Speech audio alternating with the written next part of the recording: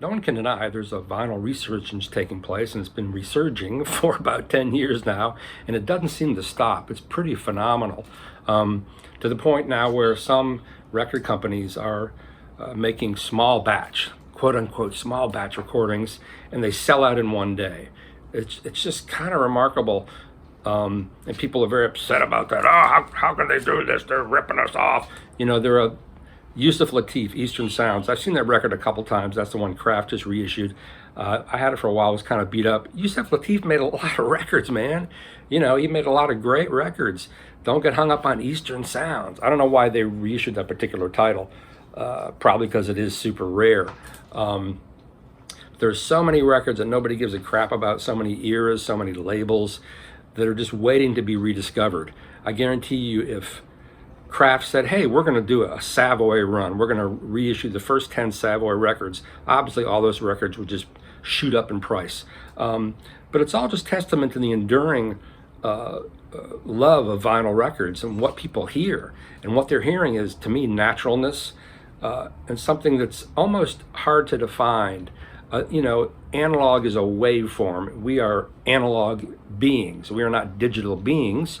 So there's something very natural about hearing an analog waveform.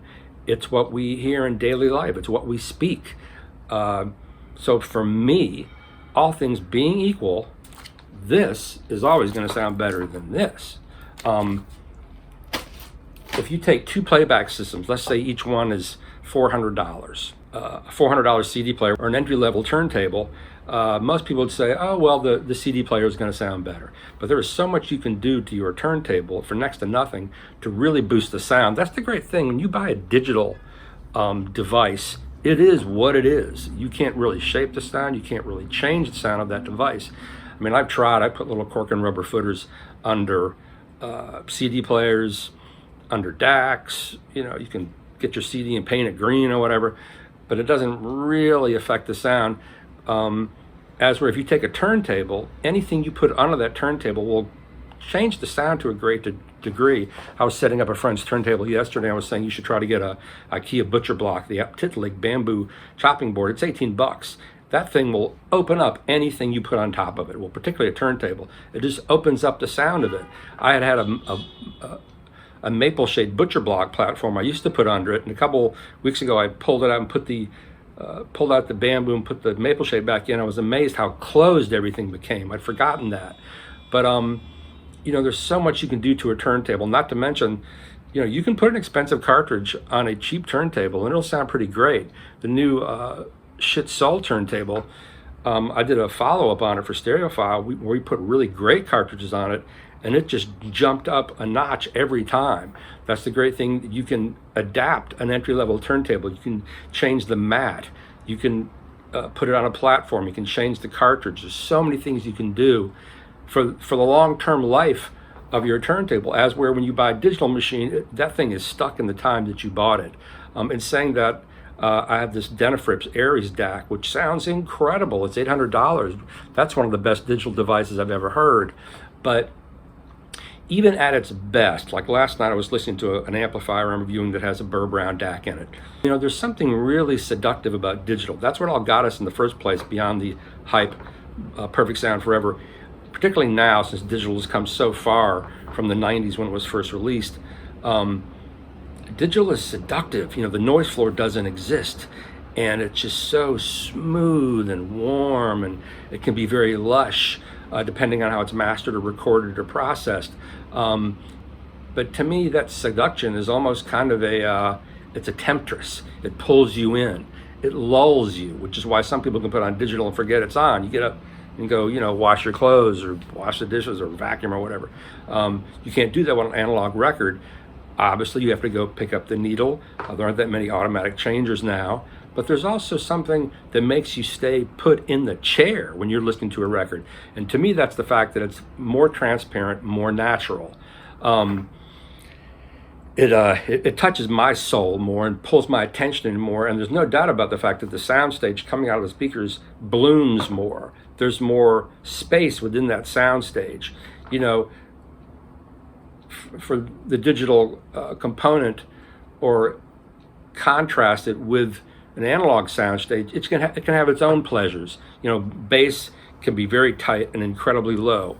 And that smoothness, a lot of people find really friendly without really thinking, what am I losing here? That's my take on it. And that's why, to me, you know, this will always trump this. You know, I used to review SACD. I listened to CDs for 20 years straight. When I reviewed Six Moons for Soundstage, at the tail end of Stereo Times, it was all CD. I didn't get into vinyl until 2005 after growing up with it. So the idea that, oh, you grew up with vinyl, so that's why I like it, that's just a canard. That's just crap. You know, I'm lucky enough to have the experience of growing up with vinyl and then being fully immersed in digital and reviewing a lot of digital components for many years.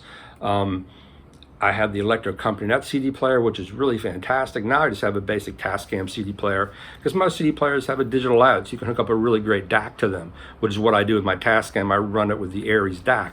And there's no denying that's a beautiful sound, and maybe it's better for some sort of music. I know classical fans went for digital right away and dumped all their vinyl. Even now, classical vinyl is really cheap, and there's tons of it if you know where to shop. But at the end of the day, a vinyl record sounds more natural to me, and is more revealing of that time and place, of that era.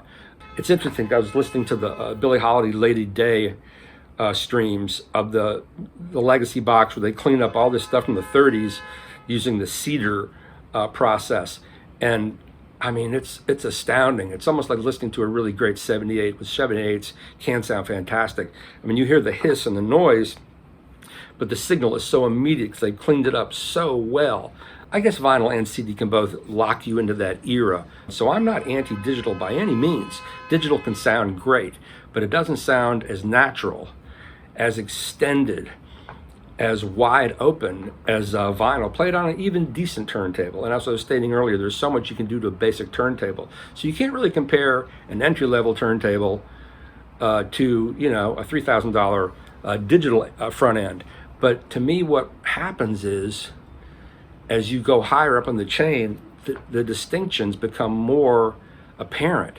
Digital can sound really beautiful, but for my ears, there's still something slightly alien about it because it's so smooth and can be so perfect. It also sort of blunts transients sometimes, and transients don't sound natural. It can be very lush and smooth and seductive, but it doesn't have the direct speed of analog, of a good vinyl playback system. And that's why at the end of the day, this still trumps that.